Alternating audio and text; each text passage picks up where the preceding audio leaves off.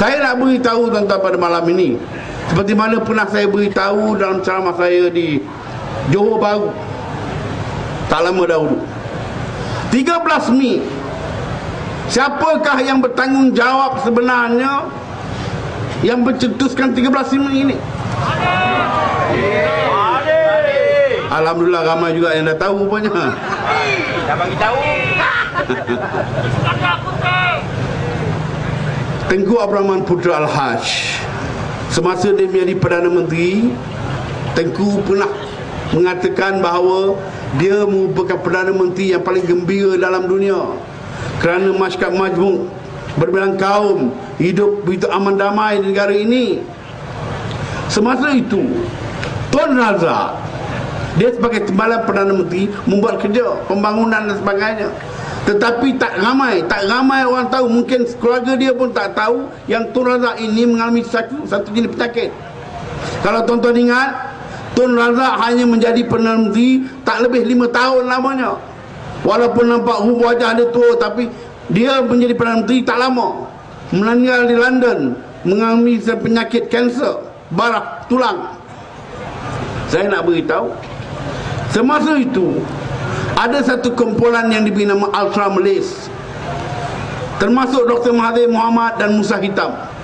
Mereka inilah yang terlibat merancang 13 Mei mengikut Tun Ghazali Syafi'i, Allahyarham. Semasa saya dengan saudara Anwar Ibrahim, masa itu kami Esko Pemuda, melawat mengunjung hormat dia di rumah dia di Ampang Hilir.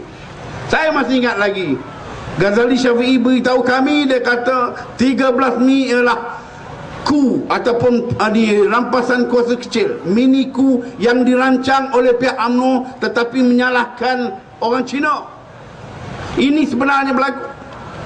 Begitu juga kalau tuan-tuan baca tulisan yang dibuat oleh Tengku Abdul Rahman Putra Al-Haj dalam satu kolom SICE dalam Surat Khabar The Star. Surat Khabar Star itu, untuk makluman tuan-tuan, Star bermakna suara Tengku Abdul Rahman Putra, suara Tengku Abdul Rahman. 2 tahun sebelum Tengku meninggal, Tengku menulis mengatakan bahawa Tun Razak, Dr. Mahathir terlibat menggulingkan dia dalam 13 Mei, pertempuran darah 13 Mei. Begitu juga banyak tulisan-tulisan yang dibuat. Dr. Mahathir selepas 13 Mei, dia menulis surat, apa yang dipanggil the yellow letters atau surat kuning, memaki hamun Tengku Abdul Rahman Putra Al-Haj, mengatakan Tengku mempunyai maruah, Tengku patut letak jawatan kerana Tengku memberi muka sangat kepada orang Cina dan orang India. Masa itu, sebelum Tengku letak jawatan, Tengku sebagai Presiden UMNO telah memanggil satu mesyuarat tergempar dan membuat keputusan memecat Dr. Mahathir sebagai ahli UMNO. Musa Hitam juga telah ambil tindakan disiplin. Tetapi apa yang berlaku? Selepas Tengku meletakkan jawatan sebagai Perdana Menteri, Tun Razak dinaikkan sebagai Perdana Menteri. Di Morib, orang pertama yang diambil pulang balik ke pangkuan UMNO oleh Tun Razak ialah Dr. Mahathir Mohamad. Sedangkan sepatutnya Tun Razak masa itu memberi muka atau penghormatan kepada Tengku yang masih hidup lagi. Kerana Tengku lah yang memecat Mahathir, tetapi Tun Razak apabila dia ambil alih, dia terus mengambil balik, menjemput balik Mahathir sebagai ahli UMNO. Tak cukup dengan itu, Dr. Mahathir diberi satu jawatan penting, iaitu Menteri Pelajaran. Saya masih ingat sebagai pemerhati masa itu di Hilton Kuala Lumpur, Tun Razak berkempen menyebut nama Ghaffar Baba, Tengku Razali dan Mahathir untuk mereka menang naik Presiden UMNO. Mengapa nama Dr. Mahathir disebut oleh Tun Razak? Mengapa Tun Razak kempen untuk Dr. Mahathir? Tak lain tak bukan untuk membayar balik hutang as a gift, sebagai balasan kepada Dr. Mahathir yang sama-sama menurunkan Tengku Abdul Rahman. Itu cerita sebenarnya. Tetapi mereka menyalahkan pihak-pihak Cina dan juga DAP. Saya nak beritahu pasal apa Mahathir cukup benci pada Lim Kee Siang. Sebab Lim Kee Siang semasa dia menjadi ahli parlimen, tiap-tiap kali penyelenggaraan dilakukan oleh Dr. Mahathir, sama ada dia sebagai menteri ataupun Perdana Menteri maupun Perdana Menteri, Lim Kim Siang lah orang yang menentang dia habis-habisan. Dan Mahathir ialah seorang manusia yang amat pendendam. Kalau tuan-tuan ingat bagaimana dia buang Musa Hitam dahulu, melagakan Musa Hitam dengan Tengku Razali tahun 82, 84 dan sebagainya. Kemudian tu akhirnya Tengku Razali juga dibuang apabila UMNO itu diharamkan. Tengku Razali tidak diterima menjadi ahli UMNO baru masa itu. Kemudian menggunakan saudara Anwar Ibrahim menggulingkan Ghaffar Baba. Ini saya nak beritahu. Saya tak salahkan saudara Anwar, kerana masa itu dia seorang ahli politik yang muda. Saya beritahu saudara Anwar, saya kata kalau bos dah suruh, saya akan buat mengikut Tun Khalil Yaakob.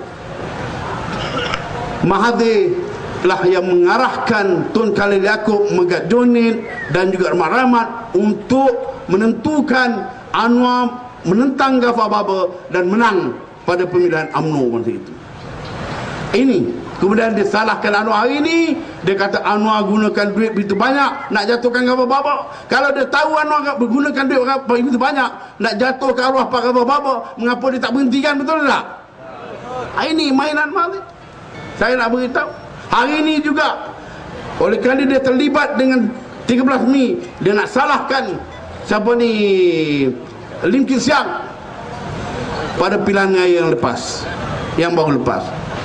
Di mana? Di Gelang Patah. Dia tuduh Lim Kim Siang orang yang bertanggungjawab yang mencetuskan 13 Mei. Walhal kita semua tahu Lim Kim Siang dah buat statement, polis pun dah menunjukkan gambar bahawa Lim Kim Siang tidak berada di Kuala Lumpur semasa 13 Mei. Saya nak beritahu tuan-tuan, saya menerima satu teks daripada saudara Marlan Harun, anak Datuk Harun Idris, yang mengatakan bahawa there was a police officer named Gulam that spread spread the fake news, mengatakan bahawa orang Melayu di Setapak telah dibunuh oleh orang Cina pada 13 Mei. Jadi orang Melayu di rumah Datuk Harun mengamuk. Walhal dalam masa yang sama, orang yang sama juga membuat cerita orang Cina dibunuh oleh orang Melayu di Kampung Baru. Ini semua adalah permainan UMNO yang sebenarnya, tuan-tuan. Kita kena faham yang ni. Sebenarnya DAP tidak pernah membenci orang Melayu sebenarnya. MCA yang ditubuhkan pada tahun 1951 sehingga hari ini, MCA tidak pernah membenarkan walau seorang pun orang Melayu menjadi ahli MCA. Betul atau tidak? Betul. Sebaliknya, DAP yang ditubuhkan pada tahun 66, lahir bersama DAP tak kurang 10,000 orang Melayu ketika itu. Sehingga seorang orang Melayu bernama Daik Ibrahim telah terpilih menjadi naib presiden parti DAP yang pertama dan bertanding di Greek.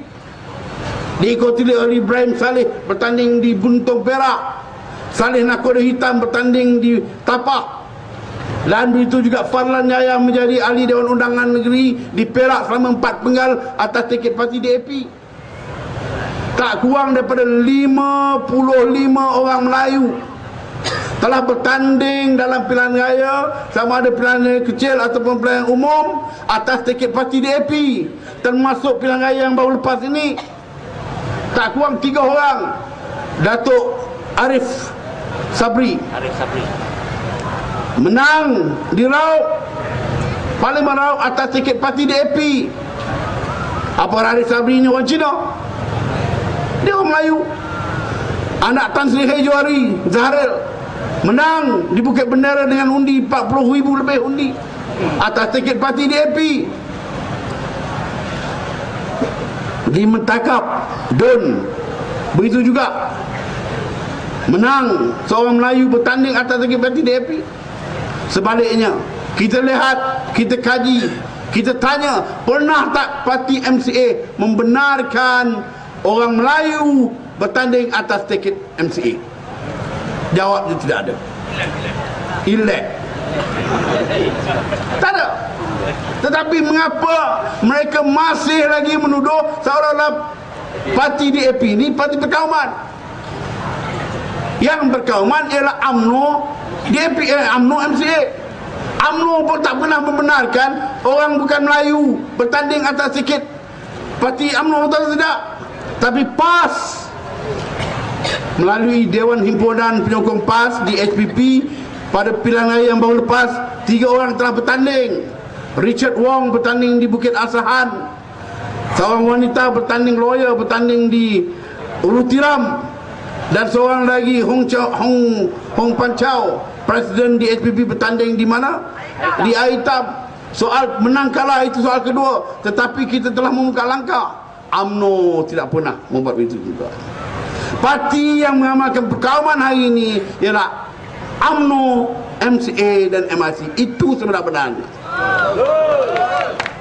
Dalam Pakatan Rakyat, parti DAP, saya dah terangkan tadi dah, ramai yang bertanding. Ramai ahli hari ini pun, daripada 100,000 ahli yang berdaftar, tak kurang 10,000 orang Melayu menjadi ahli ini.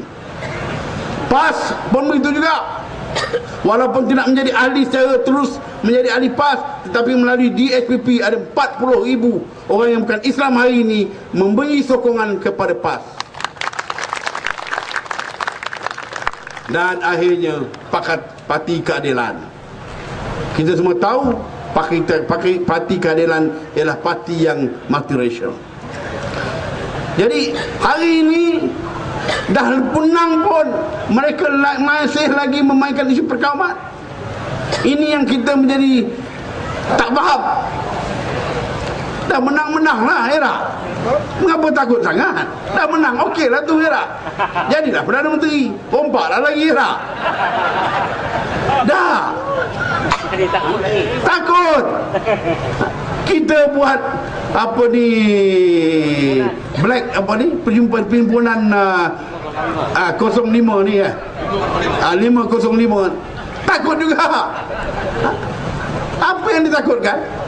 Ini statement-statement yang dikeluarkan oleh Najib mengatakan bahawa apabila berlaku tsunami Cina. Saya nak tanya Najib, kalau sekiranya orang Cina yang menyokong Barisan Nasional tu, apa kata dia? Tsunami apa pula tu? Benar tak? Ini dia. Kemudian diikuti oleh UMNO ni, Surat Khabar UMNO Barisan Nasional, Surat Khabar UMNO Usaha Malaysia. Oh, apa kata? What else the Chinese want? Apa lagi orang Cina nak? Ini diikuti oleh hakim, bekas hakim Maknon. Saya nak cadangkan, ini oleh kerana ada special berani, saya minta direkodkan. Saya cabar pihak polis, tangkap mereka ni. Tangkap Najib, tangkap Dr. Mahathir, tangkap Usaha Malaysia, tangkap ni bekas hakim ni. Kerana mereka lah yang mengapi-apikan perkauman. Betul tidak? Sebaliknya kita menentang segala isu perkauman yang dibangkit, diapi-apikan oleh UMNO Barisan Nasional.